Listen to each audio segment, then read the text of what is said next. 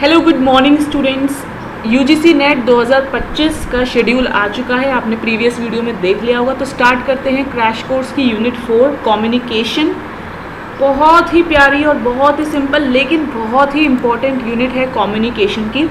देखिए, सबसे पहले आपको समझना होगा कि कम्युनिकेशन का मतलब क्या है। कम्युनिकेशन का मतलब क्या होता है भाई? कम्युनिकेशन यानी बात करना, अपने इन्फॉर्मेशन, अपने आइडियाज़, अपने इमोशंस को एक दूसरे से शेयर करना। कैसे? शब्दों का इस्तेमाल करके, सिंबल्स का इस्तेमाल करके, जेस्चर्स, पिक्चर्स, फिगर्स या ग्राफ्स का यूज़ करके। जैसे अभी मैं आपसे क्या कर रही हूँ, अभी मैं आपसे कम्युनिकेशन कर रही हूँ, लेकिन ये टाइप्स ऑफ कम्युनिकेशन में आएगा कि मैं अभी आपसे कौन सा कम्युनिकेशन कर रही हूँ। ठीक है, तो सबसे पहले ये भी एक तरीके का कम्युनिकेशन है कि मेरी बात आप तक पहुँच रही है। ठीक है। दूसरी चीज़ कि कम्युनिकेशन के एलिमेंट्स बहुत इंपॉर्टेंट हैं, बहुत क्वेश्चंस आते हैं, इनमें वही चीज़ रहेंगी जो बहुत इंपॉर्टेंट है। सेंडर होता है, मैसेज होता है, चैनल होता है, रिसीवर होता है, फीडबैक होता है, नॉइज़ होती है। ठीक है भाई, भेजने वाला होगा, क्या भेजेगा? मैसेज भेजेगा। चैनल यानी किस माध्यम से भेजेगा। रिसीवर यानी जिसके पास भेजेगा। फीडबैक यानी जिसको भेजा उसका फीडबैक क्या रहा। ठीक है। नॉइज़ यानी बैकग्राउंड में जो चीज़ें चल रही होती हैं। बहुत सिंपल है लेकिन बहुत इंपॉर्टेंट चीज़ें। टाइप्स ऑफ कम्युनिकेशन, बहुत सारे कम्युनिकेशन तरीके के होते हैं, बहुत तरीके के। जैसे कि अगर माध्यम के ऊपर बात करें तो वर्बल कम्युनिकेशन, यानी जैसे अभी मैं आपसे क्या कर रही हूँ, वर्बल कम्युनिकेशन कर रही हूँ, बातचीत कर रही हूँ। ठीक है। नॉन वर्बल कम्युनिकेशन क्या होता है? बॉडी लैंग्वेज, जेस्चर्स, चेहरे के एक्सप्रेशंस। ठीक है, इनसे भी तो हम 99 चीज़ें समझ लेते हैं ना कि भाई बॉडी लैंग्वेज थोड़ी सी अटपटी हो गई, या जेस्चर उसका ऐसा था कि मुझे पता चल गया कि वो बात करने में इंटरेस्टेड नहीं है, या उसका चेहरा एकदम से उतर गया, यानी उसकी हंसी एकदम से गायब हो गई।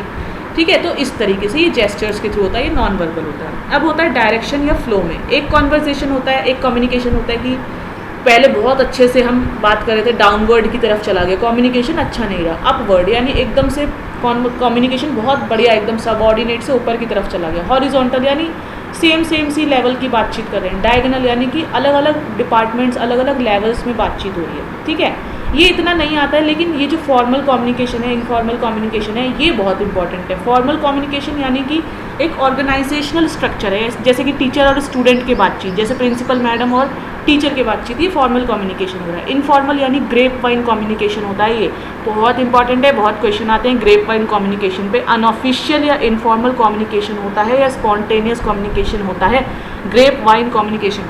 जैसा कि मैंने आपको बताया, इसमें आपको क्रैश कोर्स में सारी की सारी मोस्ट इम्पॉर्टेंट चीज़ें ही मिलेंगी।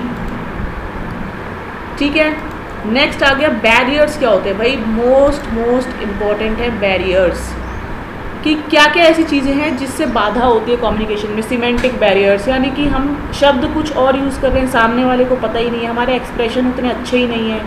साइकोलॉजिकल बैरियर्स यानी कि इमोशनली अभी सामने वाला तैयार ही नहीं है, वो कुछ और सोच रहा है, हम बात कुछ और कर रहे हैं, तो कम्युनिकेशन ठीक से नहीं हो पाएगा। ऑर्गेनाइजेशनल बैरियर्स यानी कि रूल्स हैं, स्टेटस है, डिफरेंसेस है, जैसे कि टीचर और बच्चे के बीच में रूल्स आ गए। ठीक है, तो वो बच्चा इतने अच्छे से खुल के कम्युनिकेट नहीं कर पाएगा। कल्चरल बैरियर्स, हो सकता है कि किसी को कन्नड़ आती हो, तमिल आती हो, कोई हिंदी में बात कर रहा है, तो लैंग्वेज भी एक बैरियर हो सकती है। ठीक है। फिजिकल बैरियर्स यानी कि बहुत ज़्यादा शोर शराबा पीछे है, या बहुत ज़्यादा डिस्टेंस है, कोई टेक्निकल इशू आ गया है, तो भी हमें क्या होगी, कम्युनिकेशन करने में प्रॉब्लम होगी। बहुत इंपॉर्टेंट चीज़ें हैं, ये आपको सिंपल लग रही हैं लेकिन इंपॉर्टेंट बहुत है। ठीक है। क्लासरूम में कैसे कम्युनिकेशन होना चाहिए? इंटरैक्टिव होना चाहिए।